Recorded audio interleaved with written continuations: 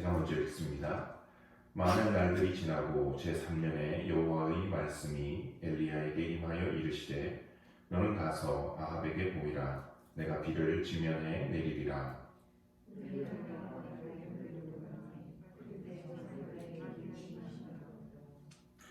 아합이 왕궁 맡은 자 오바댜를 불렀으니 이 오바댜는 여호와를 지극히 경외하는 자라.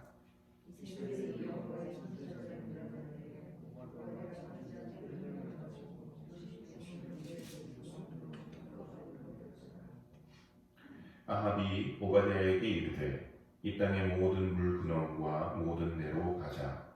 혹시 꼴을 얻으리라. 그리하면 말과 노새를 살리리니 짐승을 다 잃지 않게 되리라 하고,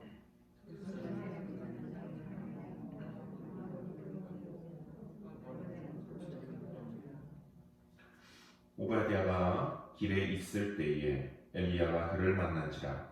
그가 알아보고 엎드려 말하되 내 주 엘리야여 당신이시니까.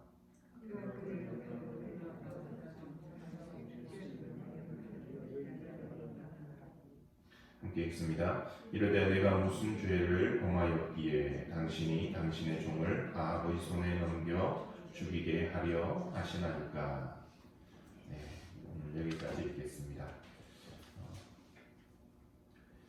지난주에 이제 저희가 사르밧 과부의 아들을 살린 그 엘리야의 모습을 한번 살펴보았습니다. 그래서 그 말씀을 통해서 우리가 어떻게 반응을 할 것인지, 다른 사람에게 책임을 돌릴 것인지, 아니면 하나님 앞에 문제를 가지고 나갈 것인지, 환경은 우리가 결정할 수 없지만 반응은 결정할 수 있다. 그걸 살펴봤고요, 생각해보았고, 또 이방 여인의 아들을 살린 모습을 통해서 하나님의 뜻이 이방의 구원에까지도 이미 가 있었다는 것을 살펴보았습니다. 엘리야 선지자는 이렇게 시간이 지나면서 하나님의 사랑으로 조금씩 더 성장해 간 모습입니다. 단계별로 힘들고 어려운 순간들을 지나오면서 이제 훈련도 받았고, 또 그런 시간들을 통해서 하나님의 능력이 나타나기도 했습니다.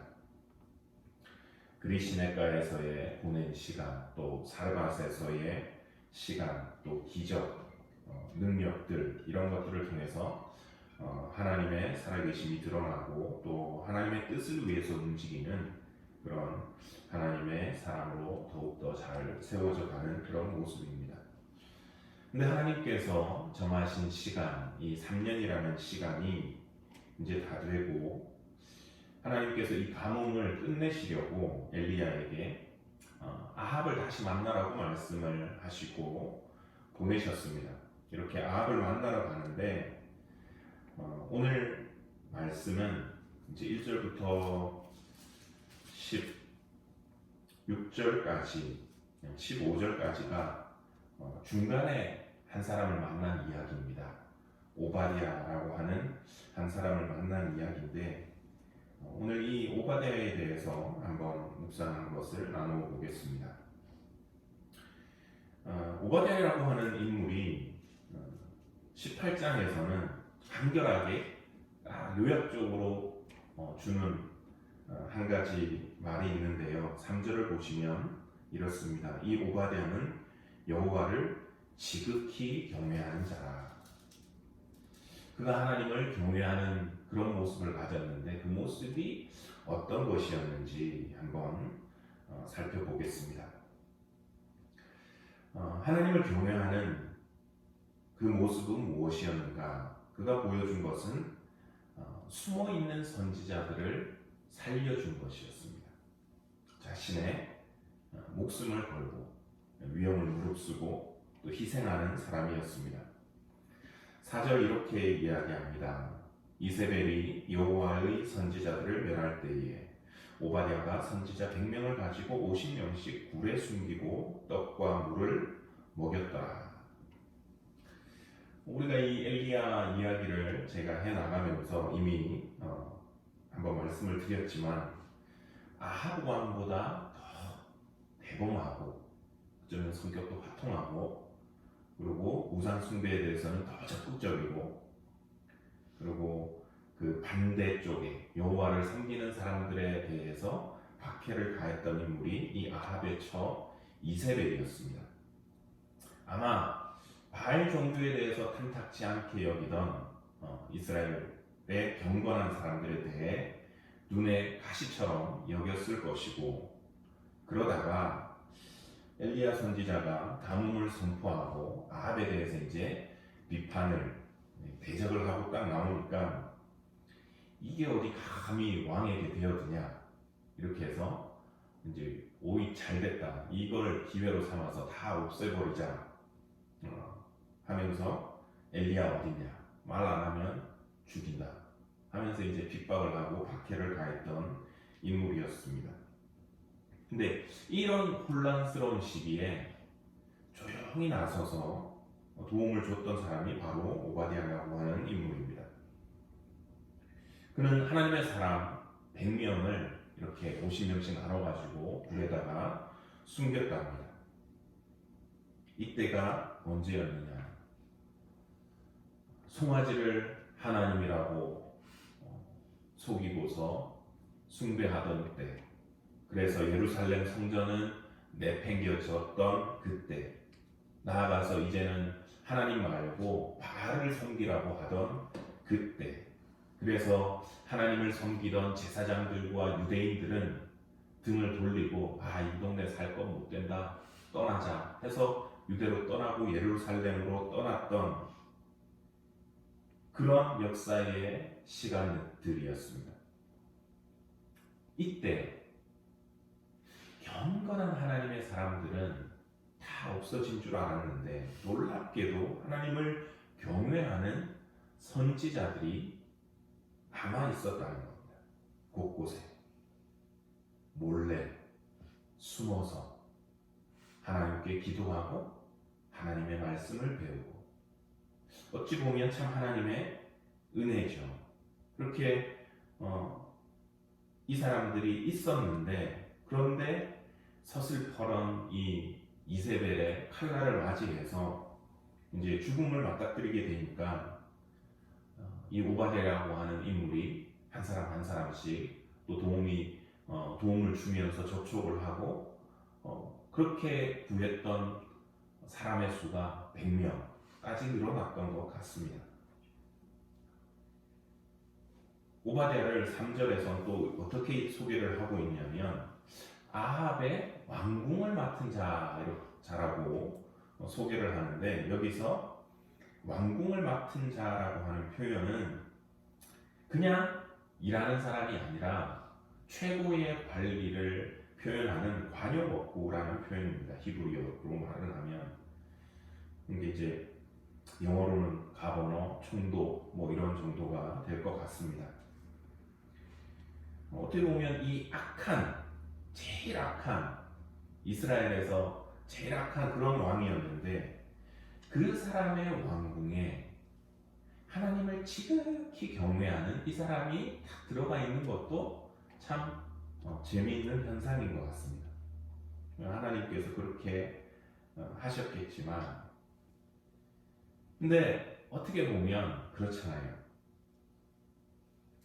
자기가 세상적인 시각에서 보면 지금 어떻게 그 자리까지 올라갔는데, 이세벨이 지금 그렇게 설치고 서슬퍼런 칼날을 휘두르면서 사람을 죽이고 이랬겠지요. 그런데 하나님을 믿는다 이러면 조용히 나만 잘 믿으면 될 텐데, 걸리면 어떡하려고?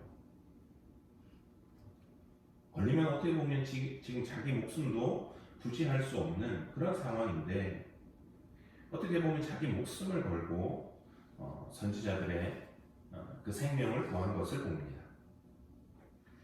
이 오바댜의 행동은 단순히 이렇게 그들을 이리로 숨으시오, 그 다음부터 당신이 알아서 하십시오 한 것이 아니라 동굴에다 숨겨두고 떡과 또 물을 먹였다고 기록이 되어져 있습니다. 많은 음식이 아니고 고작 떡과 물이라고 생각할 수 있지요. 한 사람이 받아 먹는 거야, 그게 얼마나 되겠습니까? 근데 그게 100명이고 그리고 그것이 언제부터 시작해서 그렇게 되었는지는 모르겠지만 만약에 이 가문 기간 동안 3년을 풀리 그렇게 했다라고 한다면 그 비용마저도 상당했을 것 같습니다. 또 가뭄의 상태에서 물값은 또 오죽 비쌌겠습니까? 그 많은 사람들을 하루하루 살리기 위해서 그냥 단순히 생각을 한다고 해도 많은 비용을 지출을 하고 희생을 참 많이 했을 것 같습니다. 왜? 사람들을 살리고 싶어서. 이 오바댜의 모습을 보면서 한 사람이 떠올랐습니다. 역사적으로. 오스카 쉰들러라고 여러분들 다 한 번씩은 들어보셨을 겁니다. 쉰들러 리스트라고 영화로도 나왔었지요. 다들 들어보셨죠? 모르시나요? 이런 얘기가 안 되는데. 아, 그러시군요. 쉰들러를 얘기를 할 건 아니었는데 이 사람은 독일 사람입니다. 독일 사람인데 폴란드에 이렇게 자기가 사업을 하면서 폴란드의 유대인 공장을 이렇게 확 자기가 낚아채가지고 유대인들이 다 핍박을 받는 때였으니까 돈벌이를 하려고 그 공장도 인수를 하고 그리고 유대인들을 고용을 합니다. 왜냐하면 유대인들은 돈을 안 줘도 되니까 돈만이 목적이었는데 근데 이 사람이 중간에 유대인들의 참상을 보고는 양심의 가책을 느껴가지고 그 SS 부대인가요? 제일 독일 나치 중에서도 최고의 그 고급 간부들한테 돈을 이제 그 뇌물을 줘가면서 일부러 이제 그 죽으러 가는 유대인들을 살려서 자기 공장에 취업을 시킵니다. 그러니까 도피처로 공장이 아니라 오히려 도피처가 되는 거죠. 그렇게 해서 살린 사람들이 꽤 많았습니다. 그래서 이제 그것이 영화로 나온 것이 쉰들러스 리스트라고 하는 영화입니다. 한번 좀 여러분들 보시기를 추천을 드립니다. 굉장히 유명한 영화고요. 근데 그 얘기는 그냥 이제 곁다리고 이 사람은 굉장히 많이 알려져 있거든요. 근데 니콜라스 윈턴이라고 하는 사람을 혹시 들어보셨는지요? 저도 최근에 알게 되었습니다. 영국 사람입니다. 이 사람은.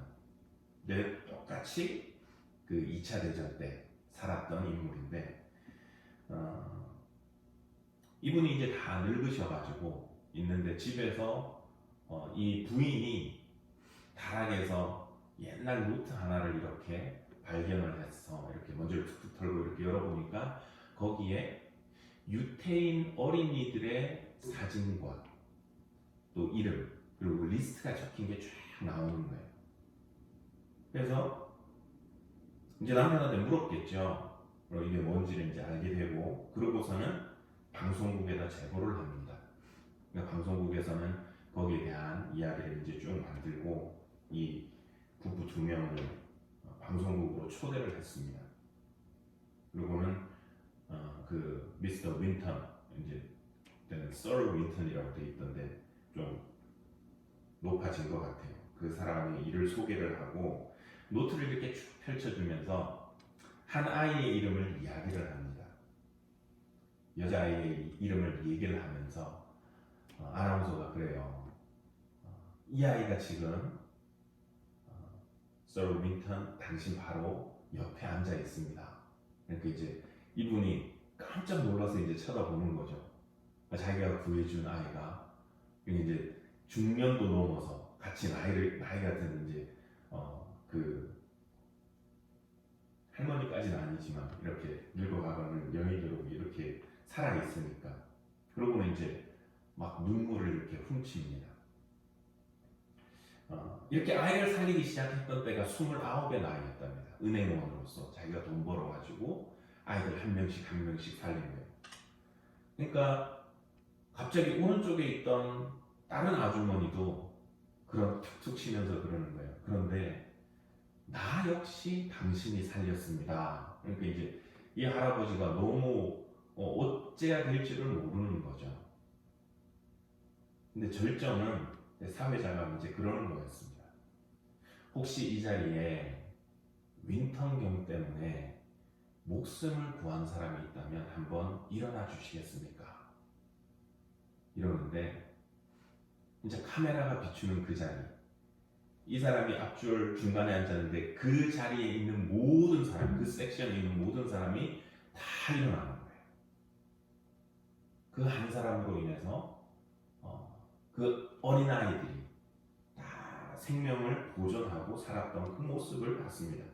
이 사람이 살린 사람이 669명의 어린이를 살렸다고 합니다. 쉰들러, 또 윈턴, 오바댜, 이들이 때로는 자기의 목숨을 걸고 위협을 무릅쓰고 위험도 감수하고 또 때로는 자기의 물질도 희생해 가면서 다른 생명을 살리고 보살피고 세우고 섬겼던 것을 봅니다. 저희 교회도 보면 참 감사한 게 그렇습니다. 우리 서원사님 말씀 같다.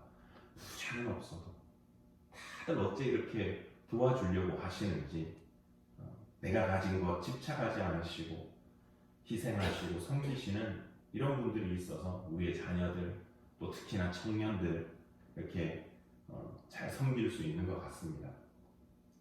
사람들을 양육하고 영혼들을 보살필 수 있음에 감사를 드립니다. 원하기는 저희들도 이런 희생과 섬김으로 우리 교회를 통해서 구원받고 보살핌을 받는 그 영혼들이 저희 교회로 나아오고 그들이 또 잘 자랄 수 있게 되기를 소원해 봅니다. 그래서 나중에 우리가 하나님 나라 갔을 때 하나님께서 우리 맨하탄 교회에 이렇게 딱 모여 있는데 맨하탄 교회에서 주일날 가서 밥 얻어먹고 섬김 받고 라이드 도움 받고 세움 받았던 그런 사람들 한번 다 일어나보라 이랬을 때 정말 많은 사람들이 우리 주변에서 일어나서 그들이 우리의 면류관이 될 수 있는 그날을 볼 수 있게 되기를 소원합니다. 또 오바댜가 보여준 하나님을 경외하는 모습은 하나님의 사람에 대한 존중을 보여줬습니다. 7절입니다. 오바댜가 길에 있을 때에 엘리야가 그를 만난지라 그가 알아보고 엎드려 말하되 내 주 엘리야여 당신이시니까. 그가 알아보고 엎드려. 엘리야가 나가다가 이 오바댜를 만났습니다. 그런데 이 오바댜가 엘리야를 알아보고는 그냥 머리를 숙여서 인사하는 정도가 아니라 길바닥에 엎드렸다는 겁니다. 내 주인은 당신이십니까? 지금 이제 성경을 읽어 나가는 우리의 시점에서의 엘리야는 정말 기적과 능력의 사람입니다. 그런데 많이 변화된 것을 봤지요. 근데 이 오바댜는 언제 엘리야를 봤습니까? 안 봤을 수도 있지요. 언제 등용이 됐느냐에 따라서. 엘리야가 아합을 처음 만났을 때 그때도 이 오바댜가 왕궁에 있었다 그런다면 아마 3년 전이었을 겁니다. 3년 전에 엘리야는 어떤 인물이었다고요? 족보도 없는, 누군지도 모르는 그냥 노바디, 별 볼 일 없는 사람, 이름 없는 많은 그냥 선지자 중에 하나였을 겁니다. 근데 그 3년이 흐르고 나서 그 사람을 기억을 하고 알아보고 엎드린 겁니다. 물론 엘리야가 평상시 해다니는 모습 또 온 나라가 발칵 뒤집혀서 찾으려고 했기 때문에 또 이름은 들어서 기억을 했을런지도 모르겠지만 마음이 없다면 사실 기억을 잘 안 합니다. 저도 유학생활을 하다가 가끔씩 한국 들어가서 교단 어른들께 인사를 하면 분명히 예전에 인사를 했는데 누구? 그냥 그분들 속에서는 노바디였거든요. 아무것도 아닌 사람이었기 때문에. 근데 이 오바댜는 엘리야에 대해서 존중하는 마음을 그렇게 기억하고 또 알아봐주고 엎드린 것을 볼 수 있습니다. 또 감사한 게 제가 교회에서 이렇게 있으면 젊고 어리고 별 볼 일 없는데 모두가 다 늘 존대를 해주시고 존중을 해주시니 참 감사합니다. 우리 박 목사님도 제가 3년 있으면서 단 한 차례도 저에게 반말을 하신 적이 없으세요. 원래 목사님의 성품이시기도 하시니까. 그런데 제가 실수하고 뭐 이런 거 있겠지만 목사님도 그러시고 장로님들도 그러시고 권사님들도 그러시고 다들 존대를 해주십니다. 그래서 개인적으로는 이것이 당연한 것이 되지 않도록 조심하려고 합니다. 제가 나이가 많은 것도 아니고 뭘 잘하는 것도 아니고 그냥 내 속에 있는 하나님 때문에, 하나님을 섬긴다는 것 때문에 해주신다는 것을 알기 때문에 그렇습니다. 그런데 인간적으로는 이런 일도 생기더라고요. 제가 한 번은 본 적이 있습니다. 지금이 아닙니다. 청년 때 어떤 분이 눈앞에서는 네네 하시다가 차에 딱 타시더니 갑자기 궁시렁궁시렁 온갖 말씀을 다 하시더라고요. 저희 교회는 그런 분 없겠죠. 목사님들 앞에서 이렇게 하시다가 뒤돌아서 차 타고 나서는 뭐 이러시는 분 없는 줄로 믿습니다. 근데 오바댜가 엘리야에게 보인 존중은 단지 그 앞에서 머리를 숙이고 엎드린 것으로 끝난 것이 아니었습니다. 8절입니다. 그가 그에게 대답하되, 엘리야가 오바댜에게 대답하되 그러하다. 가서 내 주에게 말하기를 엘리야가 여기 있다 하라. 이르되 내가 무슨 죄를 범하였기에 당신이 당신의 종을 아합의 손에 넘겨 죽이게 하려 하시나이까. 또 16절입니다.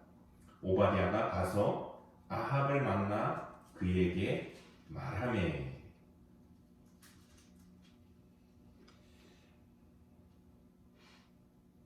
오바댜가 이렇게 생각할 수도 있잖아요.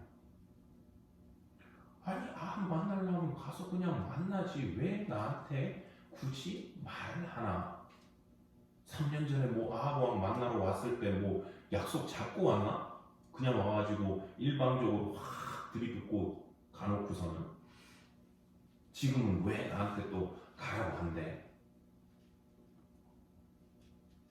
아합이랑 이세벨 요즘에 저기 하는데 말했다가 나고 내가 목이 달아날 수도 있는데, 그 뒤에 이 얘기가 사실 그 이야기입니다. 자기가 잘못하면 목숨이 위태로울 수 있다. 그런데 자기 목숨이 위험할 수도 있는데 그 엘리야의 말대로 아합에게 가서 말을 전합니다.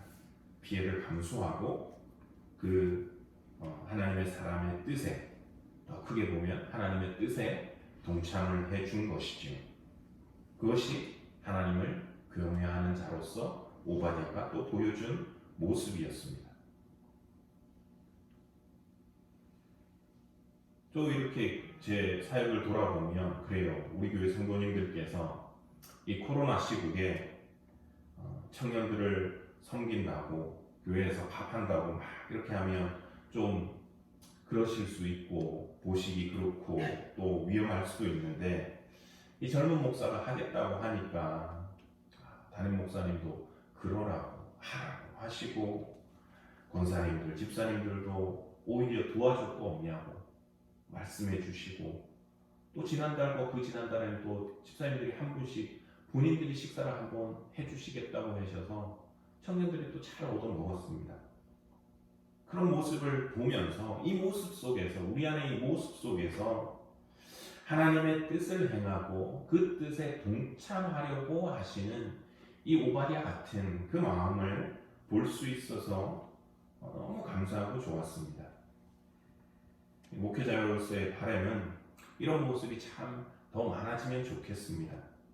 하나님의 뜻을 행하려고 할 때, 물론 그것이 정말 너무나 분명하게 잘못된 것이라면 모르겠지만, 그게 아니라면 불평이나 불만 또는 무시하거나 아니면 거절하거나 대적하거나 아니면 앞에서는 얘기했지만 뒤에 돌아가서는 막 쏟아놓는 그런 것이 아니라 마음을 모아서 그 뜻에 동참하며 나갈 수 있는 저희들의 신앙이 되기를 또 소원해 봅니다.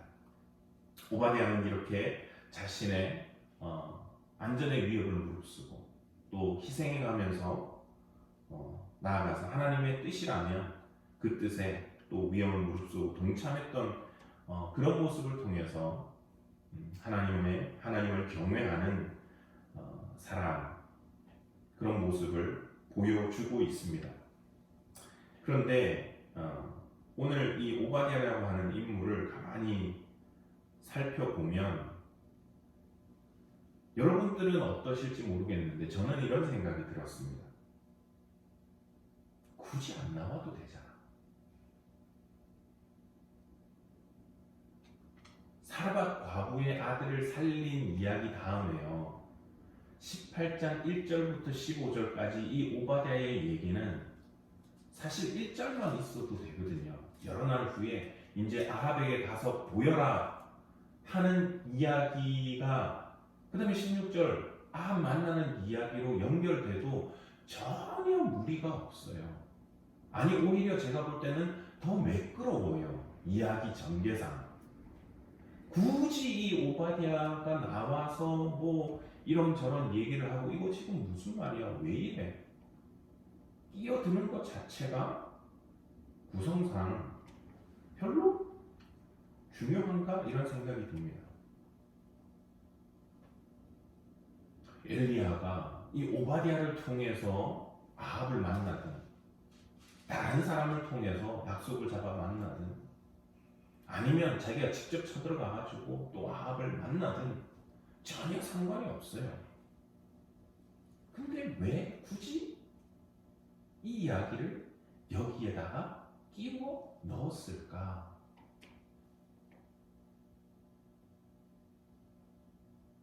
거기에 두신 것이 하나님의 마음이신 것 같아요.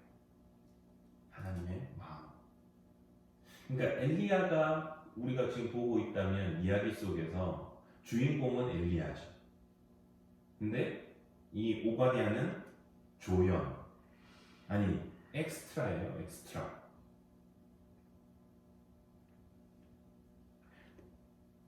딱 한 번 나오고 사라지는 사람인 거예요. 이 이후에 뭐 오바댜가 이런 식으로 등장을 해가지고 계속 오바댜가 나온다거나 이런 게 아니에요. 그냥 요때 잠깐 나왔다가 딱 사라져요. 엘리야의 그 많은 이야기들 중에서 엑스트라죠. 엘리야 선지자는 위대한 능력의 선지자예요. 그런 엘리야에 비하면 오바댜는 물론 자기가 한다고는 했지만 영적인 큰 힘이 있는 것도 아니고 또 많은 일들을 많이 한 것도 아닙니다. 이 사람이 오늘 이 이야기 속에서, 오늘 본문 속에서 현재 했던 일은 엘리야를 만나서 너 주에게 내가 만나자고 한다고 전해라. 아니 못해요. 할 수 해라. 뭐 이렇게 신랑이 하다가 가서 전한 거, 그것밖에 없어요. 가서 전함에 말함에.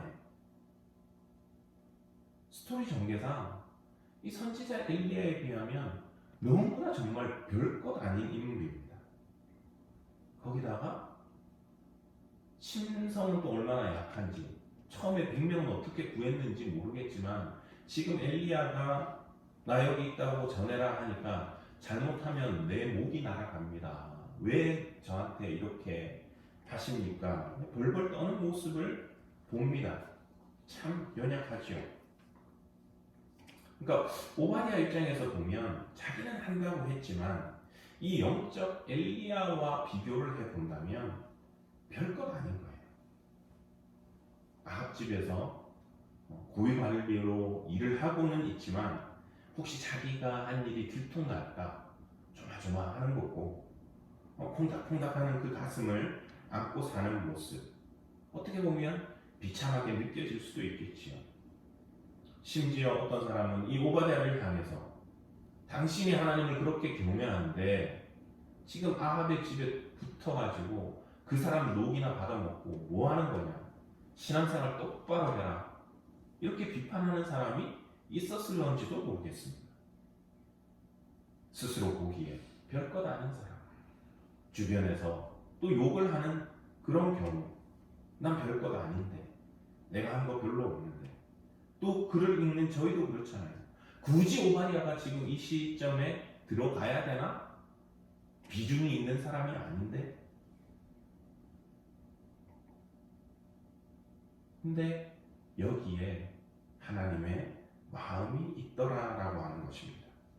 하나님께서는 위대한 엘리야뿐만이 아니라 이 작은 오바댜, 결코 작지는 않죠. 100명이나 되었는데 그 사람을 잊지 않고 기억하신다라고 하는 것입니다. 이 사람의 이름이 하필이면 오바댜입니다. 무슨 말이냐? 뜻이 뭐냐면 여호와의 종, 야훼의 종, 이런 뜻입니다. 이 사람의 직업이 뭐라고요? 겉보기에는 아합의 궁중을 맡은 사람. 겉보기에는 아합의 종이에요. 그런데 하나님이 보실 때는 그가 여호와의 종인 거예요. 그래서 그냥 어쩌면 이름 없이 지나갈 수도 있지만 오바댜라고 하는 그 이름을 명쾌하게 집어넣어 주신 것 같아요. 오히려 그 의미가 드러날 수 있게끔. 엘리야처럼 위대한 일을 하는 것도 아니고 주변에서 막 집중해서 박수를 쳐주는 것도 아니고 생각만큼 대범하지도 못하고 담대하지도 못하고 그런데도 네가 무엇을 했는지 내가 다 알고 있다. 하나님께서 이 오바댜에 대해서 그렇게 말씀을 해주시는 것 같아요. 하나님께서 이 세상을 향해서 오바댜 같은 사람들, 큰일 하지 못하고 잔잔한 일 해도 너는 나의 종이다. 그것을, 그 마음을 하나님께서 이 기사에 넣어주심으로 우리들에게 말씀해 주시는 것 같습니다. 그러니까 하나님께는 큰 대형 교회만 나의 교회다. 그런 큰 교회 하는 목사만 내 목사다. 그런 큰 일하고 이름 내는 그런 성도만이 나의 성도다. 그것이 아니라 비록 작은 교회라 할지라도 우리가 하는 일들이 큰 교회에서 참 멋지게 일하는 그런 것에 비해서 보잘것없게 느껴진다 할지라도 하나님께서는 우리 교회 같은 작은 교회, 또 작은 사역들, 또 작은 성도들 하나하나 한 분 한 분 나의 교회, 나의 목회자, 나의 사역, 나의 종, 나의 성도로 보시겠다라고 하는 그 말씀을 하시고 있는 것입니다. 내가 잊지 않는다. 내가 기억한다. 내가 다 안다. 너는 나의 종이다. 이번 주에 오신 이재만 선교사님이랑 잠깐 얘기를 나눌 기회가 있었습니다.